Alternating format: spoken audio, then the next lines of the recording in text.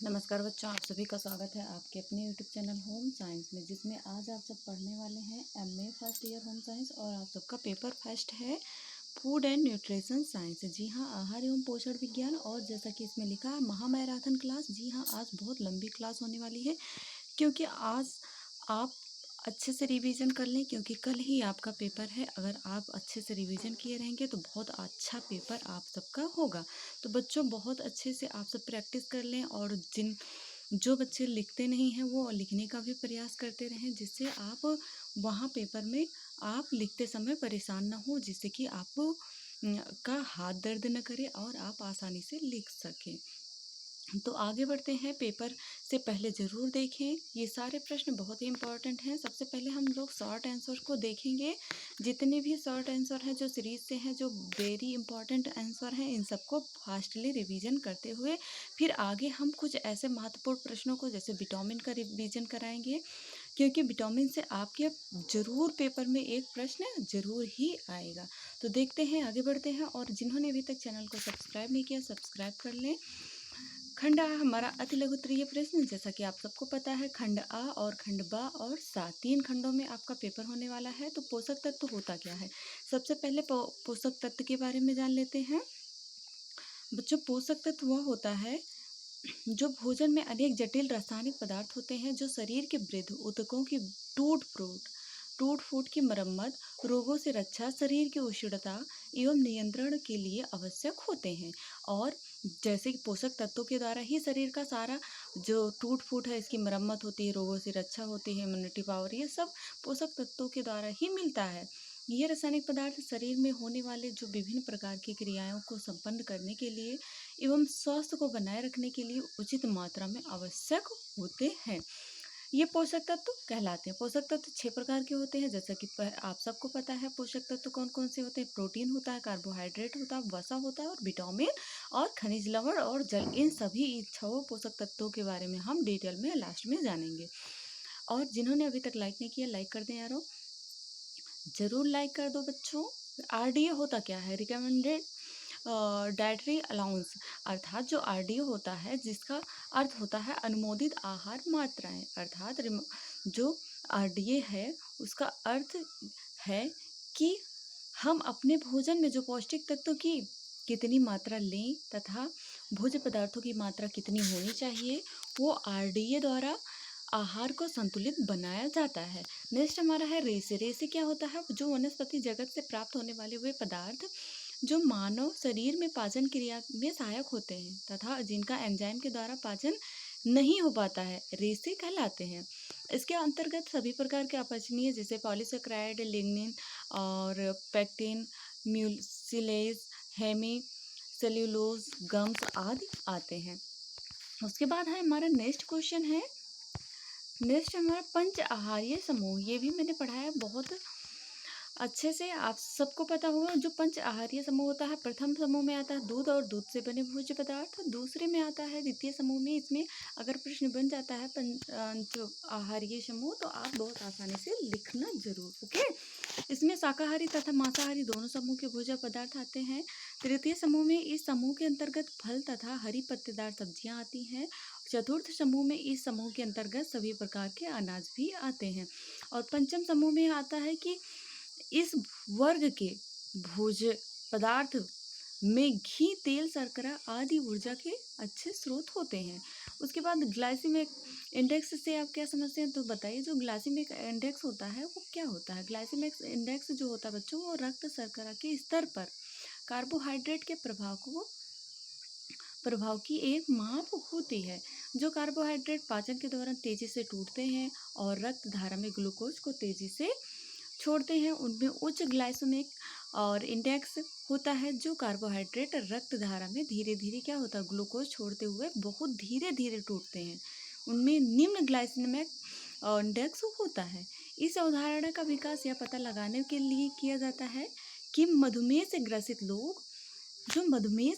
लोग हैं, उनके लिए कौन सा भोज्य अर्थात भोजन सबसे उचित होता है।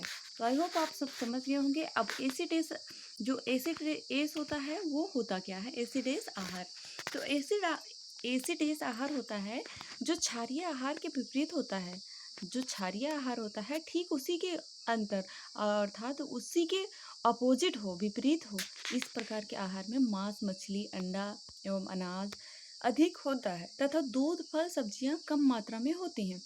जब शरीर में क्षारीय तत्वों की मात्रा अधिक बढ़ जाती है तब एसिड से आहार की आवश्यकता पड़ती है, जिससे क्या होता है शरीर में क्षारीयता और अम्लीयता का संतुलन बना रहे। कृत्रिम स्वीटनर क्या है? कृत्रिम स्वीटनर के बारे में लिखिए। तो कृत्रिम स्वीटनर कार्बोहाइड्रेट नहीं होते हैं परंतु स्वाद में मीठे होते हैं। इनके सेवन से रक्त में ग्लूकोज की मात्रा नहीं बढ़ती है परंतु क्या होता है इनका सेवन अधिक करने से खतरनाक भी होता है।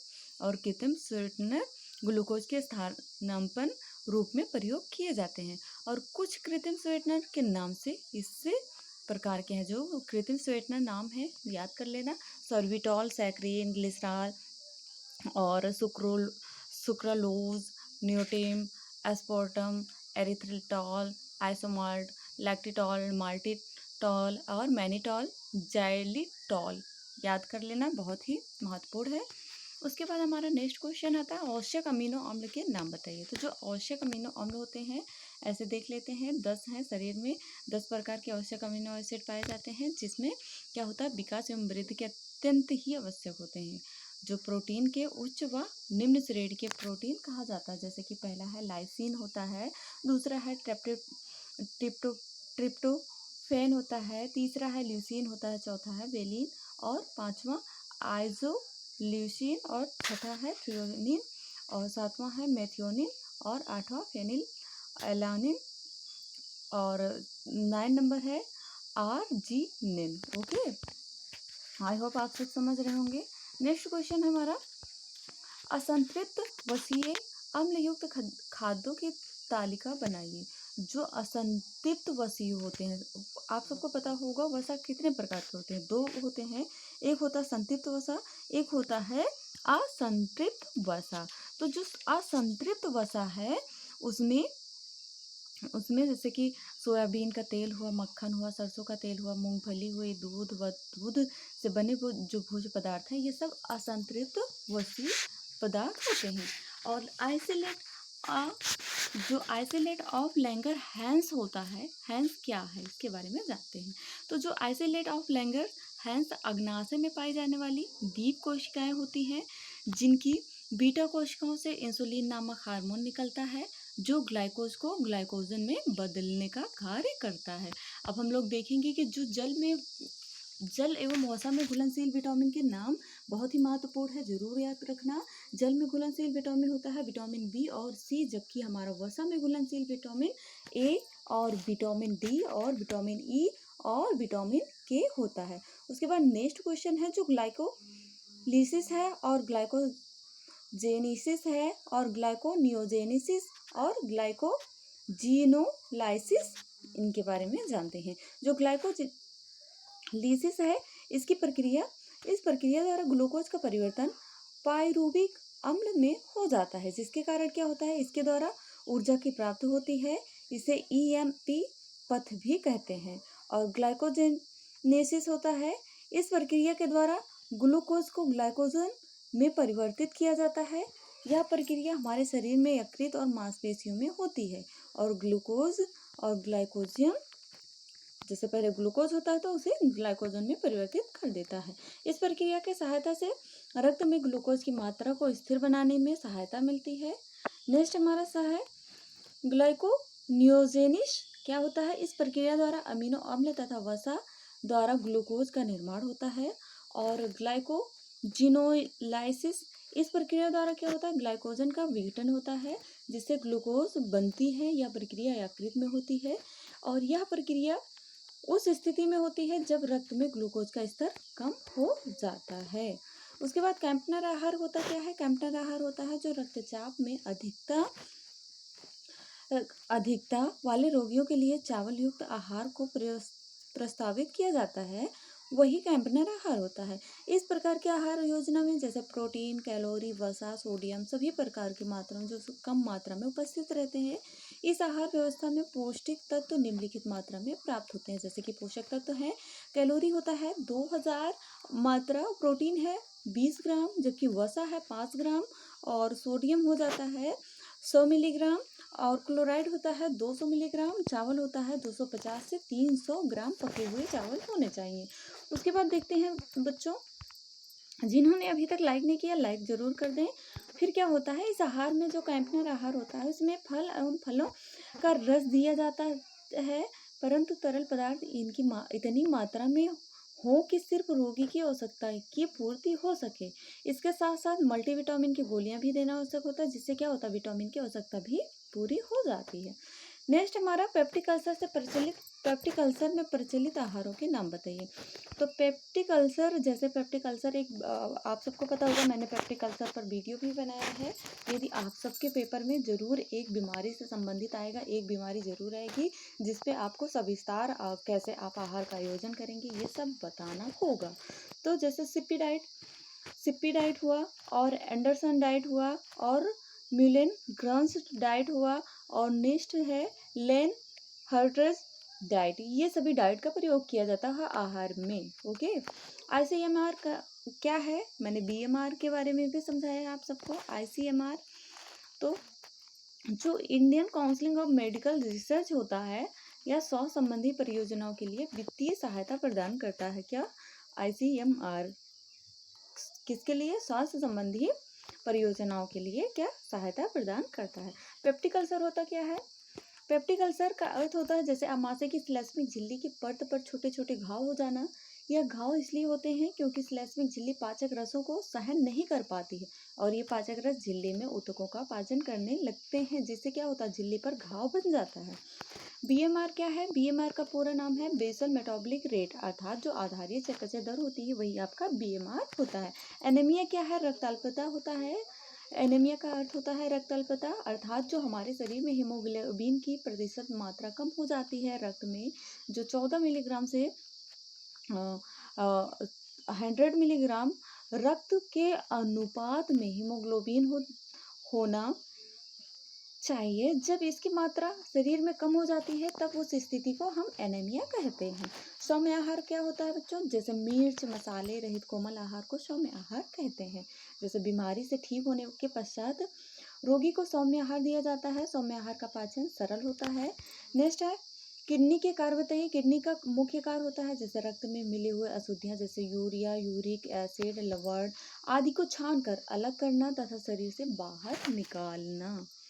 नेक्स्ट हमारा यह रक्त प्लाज्मा के विभिन्न रक्त तत्वों की मात्रा को नियंत्रित करता है तथा उसका संतुलन बनाए रखता है।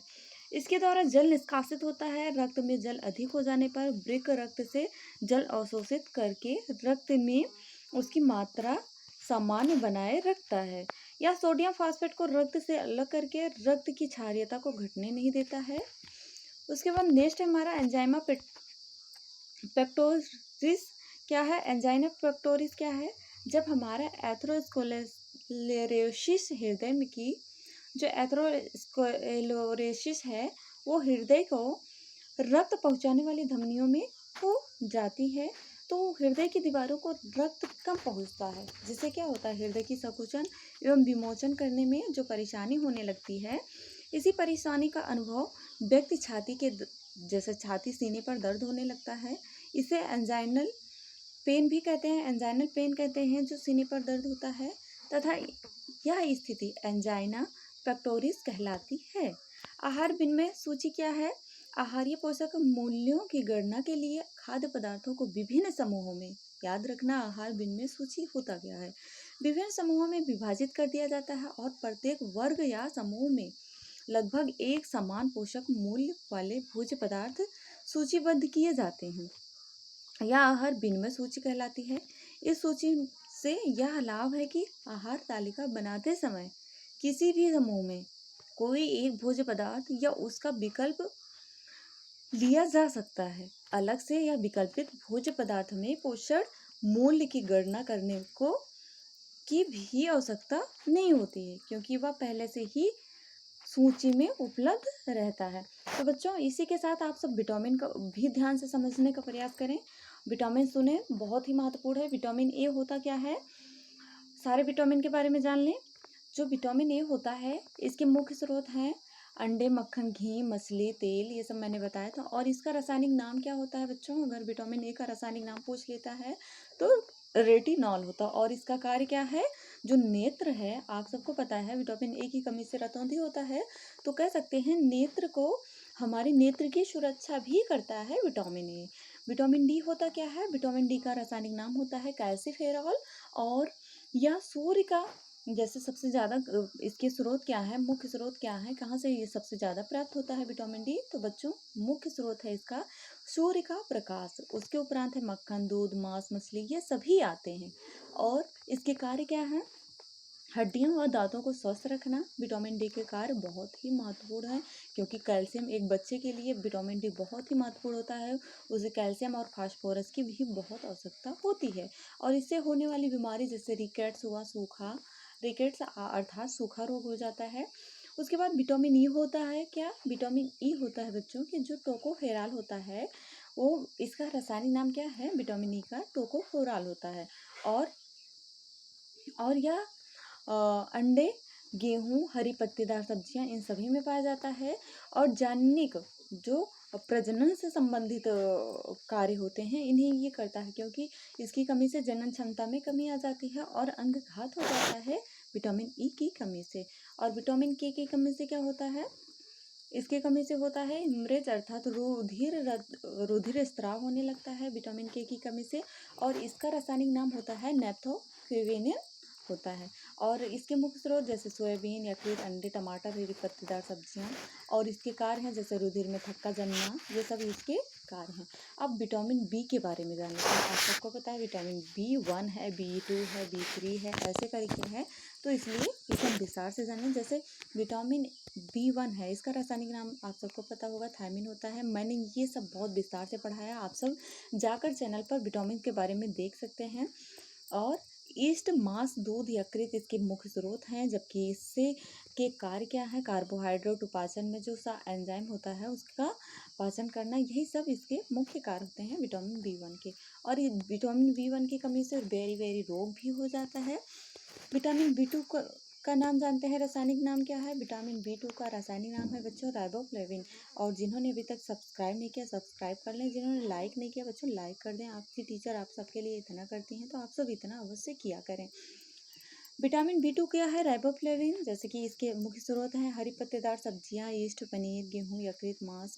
और उसके उपरांत इसके कार्य होते हैं जैसे अमीनो अम्लों के उपापचय में FAD जोसा एंजाइम में भाग भी होता है। और इसके रोग क्या हैं? कमी से कौन कौन से रोग हो जाते हैं? जैसे जीभ में सूजन आ जाना, त्वचा का फटना, होंठ फटना, ये सब विटामिन B2 की कमी से होता है। अब विटामिन B3 की कमी से क्या होता है? पैंथोथेनिक, इसका रासायनिक नाम है पैंथोथेनिक अम्ल, याद कर लेना, पैंथोथेनिक एसिड इसका रासायनिक नाम है। किसका रासायनिक नाम है? B3 का। और यह टमाटर, मूंगफली, ईस्ट, दूध, मांस, अंडा, यकृत, ये सभी में पाया जाता है, इसके मुख्य स्रोत हैं। जबकि इसके मुख्य कार्य क्या है? उपापचय क्रियाओं में सा एंजाइम ए का मुख्य भाग होता है। और इसमें इसकी कमी से होने वाला रोग जैसे डेमरेटाइटिस होता है। विटामिन B5 है, जैसे निकोटेनिक अम्ल हुआ। और मांस, यकृत, ईस्ट, अनाज, दाल तथा मछलियाँ इसके मुख्य स्रोत हैं। उसके बाद कार्बोहाइड्रेट तथा अमीनो अम्ल के ऑक्सीडेशन में, श्वसन में प्रयोग होने वाले सह एंजाइम का अंश होता है। प्लेग्रा होता है, इसकी कमी से बीमारी होती है, जो विटामिन B5 की कमी से प्लेग्रा रोग हो जाता है। प्लेग्रा रोग मैंने बताया है, प्लेग्रा रोग के बारे में भी पढ़ाया है। और विटामिन B6, जी हाँ बच्चों, विटामिन B6 की कमी से एनीमिया भी होता है। और इसका क्या रासायनिक नाम है? पायरिडॉक्सिन रासायनिक नाम है। और इसके मुख्य स्रोत हैं शुष्क फल, दूध, सब्जियां, अनाज, मांस, ये सभी इसके मुख्य स्रोत हैं। उसके बाद इससे के कार्य हैं जैसे अमीनो अम्ल तथा प्रोटीन का उपापचय। और मैंने बताया ही, जैसे चर्म रोग हो जाता है, एनीमिया हो जाता है, वजन में कमी आ जाती है विटामिन B6 की कमी से। और विटामिन B12 जैसे साइनोक्लोबिन, यह इसका रासायनिक नाम साइनोक्लोबिन होता है। और ये कच्चा, जैसे कच्चा यकृत हुआ, मांस, मछली, दूध, अंडा, इन सभी में पाया जाता है। और लाल रुधिराणु तथा न्यूक्लियोराइटिस के निर्माण में यह सा एंजाइम का कार्य भी करते हैं। और पानियस अर्थात एनीमिया, ये सभी रोग इसके कारण होते हैं। अब फॉलिक एसिड जान लेते हैं। जैसे फॉलिक एसिड क्या है, जो मैंने अभी बताया आपको, विटामिन बी। तो फॉलिक एसिड में जैसे हरी पत्तेदार सब्जियां, यकृत, सोयाबीन, अंडा, गुर्दा और ईस्ट, ये सब होते हैं। और न्यूक्लिक अम्लों का उपापचय भी शरीर की वृद्धि रुधिरों का निर्माण करता है। और इसकी कमी से भी, फॉलिक एसिड की कमी अगर किसी को हो जाती है तो एनीमिया रोग होता है।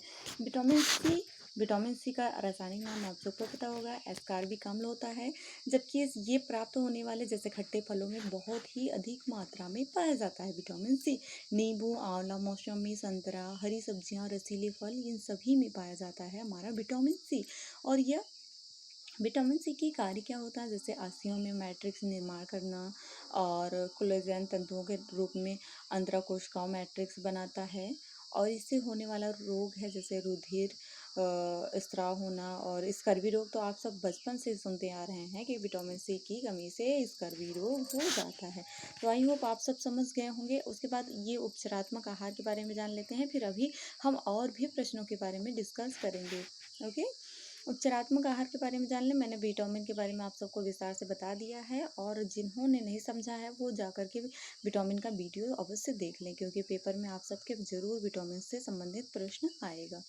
उपचारात्मक आहार निम्नलिखित प्रकार के होते हैं, जैसे कम कैलोरी युक्त आहार हुआ, अधिक कैलोरी युक्त आहार हुआ, और कम प्रोटीन युक्त आहार हुआ, अधिक प्रोटीन युक्त आहार हुआ, कम रेशे युक्त आहार हुआ और अधिक रेशे युक्त आहार, और निम्न वसा युक्त आहार, कम सोडियम युक्त आहार। ये सभी क्या है, ये सभी आहार जो उपचारात्मक आहार होते हैं। बाल मधुमेह रोग एवं वयस्क मधुमेह में अंतर अगर आ जाता है तो आप, अगर मधुमेह रोग के बारे में आप सबने नहीं देखा है तो वीडियो ज़रूर देख लेना पेपर से पहले, क्योंकि आई होप आप सबके पेपर में इस वर्ष ज़रूर आ जाए मधुमेह रोग ही। तो बाल मधुमेह होता है, यह 40 वर्ष से कम आयु में होता है। इनको इंसुलिन की अधिक आवश्यकता इंसुलिन की आवश्यकता होती है, इसीलिए इन्हें इंसुलिन डिपेंडेंट कहते हैं। वयस्क मधुमेह होता है, इसमें प्रौढ़ावस्था या उसके बाद की अवस्था में होने वाला रोग है। मधुमेह को मैच्योरिटी ओनेसिस टाइप कहते हैं। इस प्रकार की बीमारी में आहार पर नियंत्रण रखने से स्थिति में सुधार आता है, परंतु कभी कभी इन्हें भी इंसुलिन की आवश्यकता पड़ती है। इन्हें इंसुलिन डिपेंडेंट कहते हैं। उसके बाद हमारा नेक्स्ट क्वेश्चन आता है बच्चों कि आप सब कार्बोहाइड्रेट है बच्चों, अगर आप सबसे पूछा जाए कार्बोहाइड्रेट के बारे में तो आप सब क्या बताएंगे। कार्बोहाइड्रेट बच्चों, जैसे सरल कार्बोहाइड्रेट हुआ, जटिल कार्बोहाइड्रेट हुआ, और उसके उपरांत आपका ये जो कार्बोहाइड्रेट है और इसकी उपयोगिता क्या होती है। तो बच्चों, जो कार्बोहाइड्रेट होता है जैसे ग्लूकोज, फ्रक्टोज, सुक्रोज, शर्करा और लैक्टोज आदि रूप में पाया जाता है कार्बोहाइड्रेट हमारा। और गन्ना, चुकंदर और खजूर आदि में भी पाया जाता है कार्बोहाइड्रेट। तो बच्चों, आई होप समझ गए होंगे कार्बोहाइड्रेट होता क्या है। कार्बोहाइड्रेट का कार्य होता है कि कोशिका का एक बात और है, अगर प्रश्न बन जाता है कोशिका का ईंधन किसे कहा जाता है, तो ग्लूकोज को ही कोशिका का ईंधन भी कहा जाता है। और ग्लूकोज किससे ज़्यादा मिलता है, कार्बोहाइड्रेट से। और वसा के बारे में भी जान लेते हैं। वसा आप सबने अभी देखा कि असंतृप्त वसा होते क्या हैं। तो जैसे वसा मुख्यतः किसमें पाए जाते हैं, मक्खन, पनीर, दूध, घी, इन सभी में जो वनस्पतीय चीज़ होते हैं जैसे नारियल, बादाम, मूंगफली, सरसों, तिलहन आदि, इन सभी वनस्पतीय स्रोतों में क्या पाया जाता है, हमारा फैट पाया जाता है, अर्थात वसा पाया जाता है।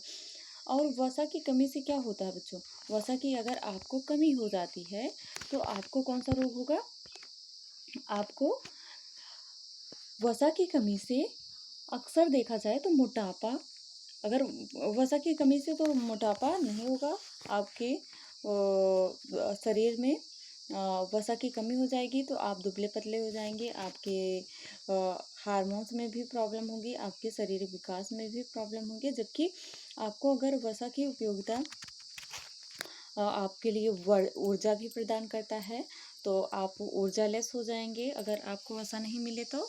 और वसा अगर जो व्यक्ति ज़्यादा वसा ग्रहण करना शुरू कर देता है तो उससे क्या होता है, मोटापा भी हो जाता है। मेन कारण है वसा में कौन सी बीमारी होती है तो कहा जाए मोटापा होता है।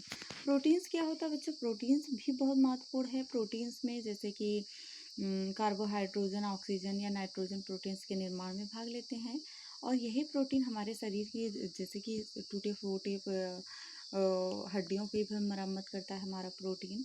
और प्रोटीन से जैसे कि प्रोटीन की कमी से अगर देखा जाए तो कॉस्कोरस जो बच्चों में होता है, मैरस्मस, ये सभी बीमारियां भी हो जाती हैं। और प्रोटीन हमारे लिए एंटीबॉडीज़ का भी कार्य करता है और हमें क्या करता है, हमारे तो जो शरीर है इसके लिए बहुत ही महत्वपूर्ण है, क्योंकि प्रोटीन से जीव द्रव्य का निर्माण करने वाले जो प्रमुख पदार्थ हैं इन सभी में एंजाइमों का निर्माण करता है और ये शरीर में हुई टूट फूट की भी मरम्मत करता है। आवश्यकता पड़ने पर ऑक्सीकरण द्वारा ऊर्जा भी प्रदान करता है। कौन, हमारा प्रोटीन। उसके बाद आप सब जान लेते हैं बच्चों की आप सबके पेपर में क्या प्रश्न आ सकते हैं। प्रश्न ये भी आ सकता है कि आपको उपचारात्मक आहार जैसे उपचारात्मक आहार के बारे में भी आ जाता है। तो आप सब ये सब प्रश्न आप सब अवश्य अपने बुक से देख के जाएं और याद रखना कि आपके पेपर में जैसे कि विटामिन तो बहुत ही महत्वपूर्ण है, मैंने बताया अभी। और हृदय रोग से संबंधित जैसे हृदय रोग में क्या होता है कि वो हृदय रोग में आप आहार का आयोजन कैसे करेंगी, आहार द्वारा उपचार कैसे करेंगी, किस प्रकार से आप कैलोरी, वसा और कोलेस्ट्रॉल, प्रोटीन, कार्बोहाइड्रेट, खनिज लवण, इन सभी का, विटामिन का किस प्रकार से उनके आहार में देंगे। और टाइफाइड के बारे में भी देख लेना बच्चों, मैंने पढ़ाया है ज्वर के बारे में। और ज्वर में कैसे कितनी मात्रा में कैलोरी देना चाहिए, जैसे कि 24 एक व्यक्ति को 24,000 कैलोरी 2400 कैलोरी की आवश्यकता होती है, वहीं वुमेन महिला को देखा जाए तो इससे कम होती है। और कार्बोहाइड्रेट है तो कितनी मात्रा में एक बुखार से पीड़ित व्यक्ति को चाहिए, ये सब आप अवश्य देख लेना। और हल्का आहार होता क्या है, जिसमें जो रोगी आसानी से भोजन चबा नहीं सकते हैं, खा नहीं सकते हैं, ये सब मैंने पढ़ाया है। और आंतों से संबंधित जो रोग होता है, आंतों एवं ममाश से संबंधित जो रोग होता है, जैसे लीवर से संबंधित, जिन्हें बार बार दस्त होना, पलटी होना, ये सभी पेशेंट को हम हल्का आहार ही देते हैं। तो बच्चों ज़रूर याद रखना, बहुत ही महत्वपूर्ण है। और गुर्दे से संबंधित जो गुर्दे की पथरी होती है, इसके बारे में मैंने पढ़ाया था, वो भी ध्यान दे लेना, देख लेना। अगर जिन्होंने नहीं देखा है अपने नोट्स में देख लेना। और हाइपरटेंशन के बारे में भी जान लेना, क्योंकि बहुत महत्वपूर्ण होता है। और बच्चों एक प्रश्न ये भी आ सकता है कि आप उच्च प्रोटीन युक्त आहार से क्या समझते हैं। तो जो उच्च प्रोटीन, जिसमें अधिक हाई लेवल पर प्रोटीन पाया जाता है, उसे भी याद रखना। हाई लेवल पर प्रोटीन किस व्यक्ति को दिया जाता है। और अधिक जो शरीर निर्माणक पोषक तत्व हैं कौन कौन से होते हैं, अधिक प्रश्न बन जाता है, शरीर निर्माणक पोषक तत्व कौन कौन से होते हैं। तो बच्चों जो शरीर निर्माणक पोषक तत्व होते हैं, जैसे हमारे शरीर में कोशिकाओं एवं ऊतकों के निर्माण में सहायक होते हैं। जीवन में प्रारंभिक समय में निरंतर वृद्धि एवं विकास होता है। और हम बता रहे हैं शरीर निर्माणक पोषक तत्वों के बारे में, जरूर याद रखना।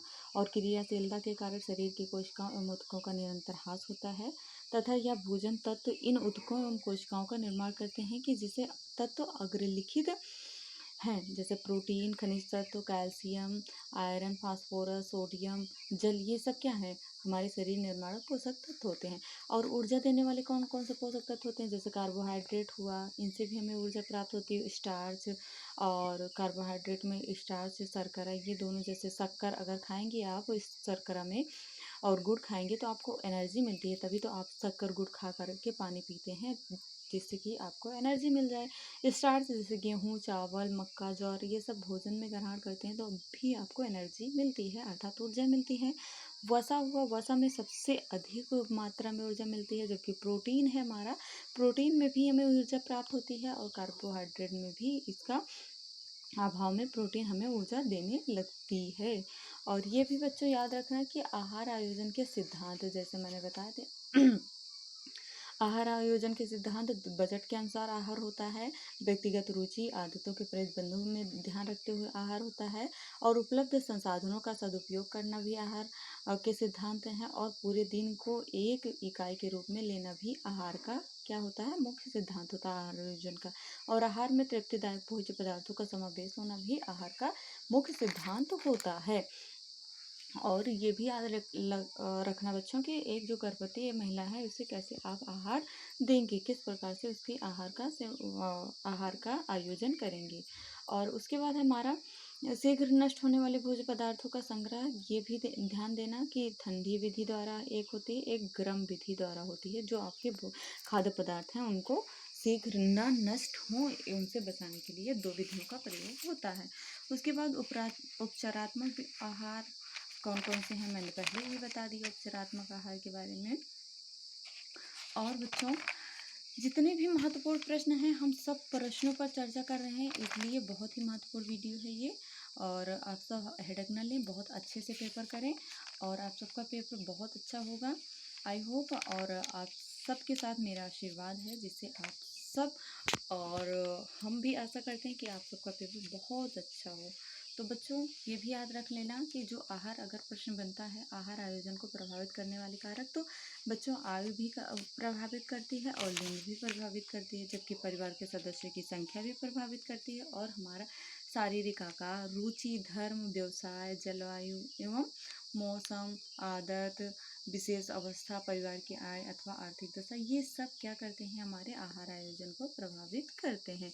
बच्चों, पेपर में कुछ मत छोड़ना, जितने ही इजी प्रश्न हैं उन्हें सबसे पहले करना, जिन्हें आप समझते हैं कि हम इसे आसानी से लिख सकते हैं, बहुत अच्छे शब्दों में समझा सकते हैं, तो उन्हें आगे लिखना। और उसके उपरांत लास्ट में एक प्रश्न ऐसा छोड़ना जो आपके लिए बहुत ही, जिसे आप बहुत अच्छे से लिख सकें। तो बीच में अगर जो प्रश्न नहीं आ रहे हैं उन्हें बीच में लिख देना, और लास्ट में एक प्रश्न ऐसा लिखना जो आपको बहुत अच्छे से आ रहा है, और छोड़ना बिल्कुल नहीं, और तेज़ी के साथ लिखना। राइटिंग पर ध्यान भी मत देना ज़्यादा कि राइटिंग ही सुधारते रह जाओ और प्रश्न छूट जाए। ओके, जितनी राइटिंग आपकी अभी तक बनती आ रही है शुरू से, उतनी ही बनेगी, अब और सुधार नहीं होगा। ओके, आप एमए फर्स्ट ईयर में हैं तो इतना ज़्यादा ध्यान मत देना राइटिंग पर, अपने पेपर पर कॉपी लिखने पर ध्यान देना। और जैसा कि कहा जाता है कि first impression is the last impression, तो जैसे कि आप आगे अच्छा लिखे रहेंगे तो इससे एग्जामिनर के ऊपर बहुत अच्छा इम्प्रेशन पड़ेगा और आपका नंबर भी अच्छा आएगा। और उच्च रक्तचाप के बारे में भी ज़रूर देख लेना, जैसे कि उच्च रक्तचाप में क्या होता है कि उच्च रक्तचाप के कारण होते हैं जैसे पैतृकता होता है, जेनेटिक असर होता है, उच्च रक्तचाप, आयु, लिंग, जाति होती है, भोजन संबंधी आदतें, मोटापा, धूम्रपान तथा मदिरापान, मानसिक तनाव व वातावरण, और रक्त संचालन संस्थान व गुर्दे की विकार, ये सभी के क्या है, मुख्य कारण होते हैं उच्च रक्तचाप के। जबकि लक्षण होता है कि उल्टी होना, जी घबराना, पेट में गैस बनना, कब्ज अथवा पाचन संबंधी अन्य विकार क्या होते हैं, उच्च रक्तचाप के लक्षण होते हैं। और उसके बाद हमारा आता है प्रश्न, बच्चों, हो सकता है इन्हीं सब में से प्रश्न आ जाए। ज्वर कितने प्रकार के होते हैं, मैंने बताया था ज्वर 3 प्रकार के, एक असाध्य ज्वर होता है, एक दीर्घकालीन ज्वर होता है, एक बार बार होने वाला ज्वर होता है। तो ये सब जरूर याद रखना। और मधुमेह रोग के बारे में भी देख लेना, मैंने पहले बताया मधुमेह रोग बहुत ही इम्पोर्टेंट है, आपके पेपर में आ सकता है मधुमेह रोग लिखने के लिए।